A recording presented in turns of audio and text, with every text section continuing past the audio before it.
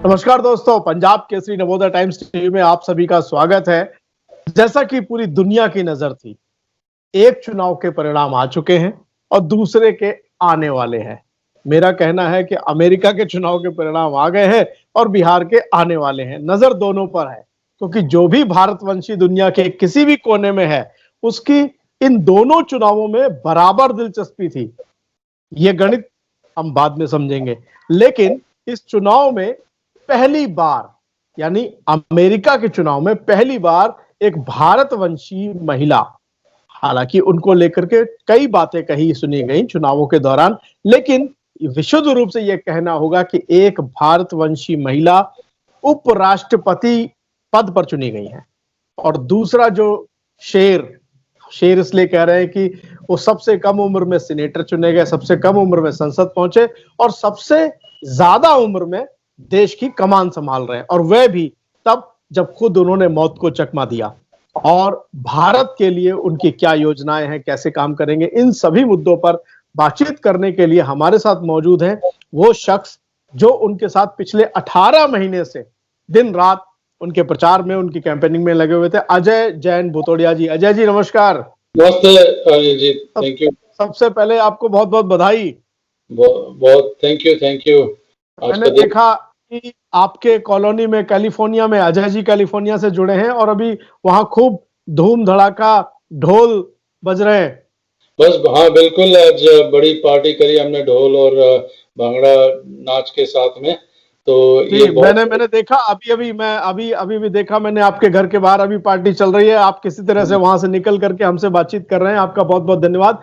अजय जी, 18 महीने का अनुभव क्या रहा? 18 महीने का अनुभव ये 2016 में जब मैं हिलरी क्लिंटन के लिए कैंपेन कर रहा था और जब हम हारे थे तो हमारे बहुत दुख हुआ था हमें, जब ये हम 80,000 करीब 79,000 वोट से हारे थे।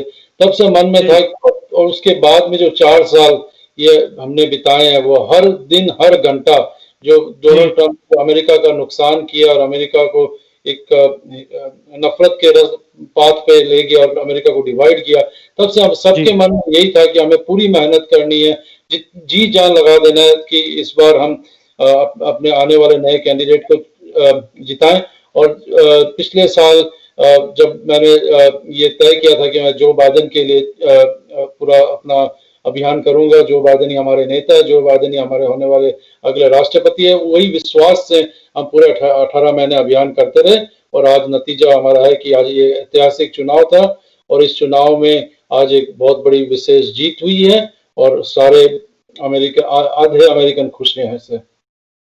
अब जो सबसे पहला बयान आया है दोनों की तरफ से, वो ये आया है कि जो लोग वेटिंग में हैं इंडियंस, उनको तुरंत सिटीजनशिप दी जाएगी। देखिए, पता नहीं ये बयान कहां से आया और कैसे आया है, ऐसे होता नहीं है, तो मैं इस बयान को एज ए डिसइंफॉर्मेशन कहूंगा। लेकिन जो चीज बाइडेन ने, अभी तो बाइडेन प्रेसिडेंट इलेक्ट हैं, जब बनेंगे उसके बाद में जो बिल आएगा कांग्रेस में आएगा, बाइडेन ने क्लियरली ये कहा है कि मेरे आने के बाद में जो ट्रंप ने H1 का प्रोग्राम सस्पेंड किया है उसको मैं वापस शुरुआत करूंगा। जिन इंडस्ट्री जो IT कंपनियां हैं इंडिया की बड़ी और छोटी, और उनको H1 चाहिए होता है, यहाँ की कंपनियों को H1 चाहिए होता है, वो H1 वापस दोबारा उपलब्ध करवाएंगे। उन्होंने ये भी कहा कि ग्रीन कार्ड का, जो अपने सिटीजनशिप की बात करी, जो लोग ग्रीन कार्ड के प्रोसेस में अटके हुए हैं उनको, उनका वो ग्रीन कार्ड का प्रोसेस है उसको बैकलॉग जो ट्रंप ने 70-80 साल का कर दिया, उसको वो लोग फर्स्ट 100 डेज में स्ट्रीमलाइन करेंगे ताकि लोगों को, भारतीय मूल के लोगों को ग्रीन कार्ड जल्दी मिल सके। अभी क्या होता है कि एक लिमिटेड, हर कंट्री को एक limited number of green card मिलते हैं। अगर समझ लीजिए, मुझे नंबर याद नहीं है, अगर साल में 20,000 ग्रीन कार्ड ही मिलने हैं तो उतने ही मिलने हैं, जबकि एप्लीकेट्स तो बहुत सारे हैं।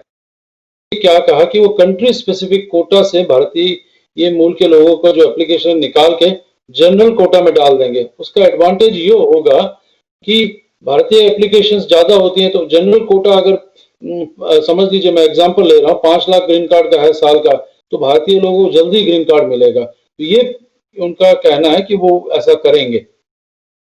जी, अब एक और अच्छी खबर सुनने में आ रही है, वो ये आ रही है कि जो वैक्सीन कोरोना पर जो कमेटी बनने जा रही है उसमें भी जो भारतीय मूल के डॉक्टर हैं, डॉक्टर हाँ, मूर्ति विवेक मूर्ति। जी, उनको हेड बनाया जा रहा है। बिल्कुल बिल्कुल। इसको लेकर के भी भारतीयों में वहां बहुत उत्साह होगा। बिल्कुल उन्होंने शुरू से यही कहा था कि मेरी जो टीम होगी, मेरा जो एडमिनिस्ट्रेशन होगा, उसमें भारतीय मूल के लोगों को एक खास जगह दी जाएगी, और वो जो उन्होंने कहा वो कर रहे हैं। आज डॉक्टर विवेक मूर्ति, जो इतनी बड़ी, सबसे बड़ी जो अमेरिका की अभी समस्या है वो कोविड की है, उसको को चेयर करेंगे उस टीम को, और इसका सॉल्यूशन है वो पूरा अमेरिका के लिए वो हेल्प करेंगे। तो ये तो बहुत खुशी की बात है। मैं बता दूं कि दिल्ली के Rajiv Gandhi super speciality hospital में दुनिया की पहली आफ्टर कोविड स्टडी शुरू हुई और अच्छा। कई प्रोटोकॉल्स उन्होंने डेवलप किए हैं। तो मुझे लगता है कि जब दो डॉक्टर ऐसे भारतवंशी डॉक्टर मूर्ति अगर अमेरिका में बैठ के काम करेंगे और भारत के जो डॉक्टर से मिलकर काम करेंगे, तो दोनों विश्व के सबसे बड़े लोकतंत्र शायद और बेहतर काम कर पाएंगे। ये बिल्कुल, ये आपने बहुत अच्छी सही बात कही। देखिए, अमेरिका के पास में अभी हो सकता है कुछ लेटेस्ट टेक्नोलॉजी हो, इंडिया के पास में लेटेस्ट टेक्नोलॉजी हो, प्लस इंडिया के पास में मास प्रोडक्शन करने की कैपेसिटी बहुत है। और जिस तरह से ये रीजनल जो रिश्ते हैं बदल रहे हैं चाइना के साथ में, आज अमेरिका और भारत अपने रिश्तों और आगे मजबूत बनेंगे। और हो सकता है कि अगर दोनों देश प्रयास करें, बाइडेन हैरिस एडमिनिस्ट्रेशन और विवेक मूर्ति के साथ में, और इंडिया की जो नेता है वो प्रयास करें, तो हो सकता है कि कहीं कॉम्बिनेशन बैठ जाए जहां पे भारत इस कोविड ड्रग को मास मैन्युफैक्चर करके अमेरिका को सप्लाई करे। कोई बड़ी बात नहीं है ऐसा होना। एक बहुत बड़ी चीज है मुझे लगता है अब जो है दोनों देशों के, क्योंकि जैसा मैं पढ़ रहा था और मेरी जानकारी है 2008 में जो न्यूक्लियर डील थी उसको पुशअप करने वाले, उसको आगे बढ़ाने में बाइडेन का बहुत बड़ा रोल रहा है। बिल्कुल ठीक है। और बाइडेन चाहते हैं कि भारत को जो है वो सिक्योरिटी काउंसिल में परमानेंट सीट मिले। बाइडेन चाहते हैं कि भारत को परमानेंट सिक्योरिटी काउंसिल में सीट दी जाए। आपने बिल्कुल कहा। बाइडेन ने यह भी कहा कि चाइना जो एग्रेशन कर रहा है इंडिया के अगेंस्ट में, उसके साथ वो भारत के साथ बिल्कुल मजबूती से खड़े रहेंगे।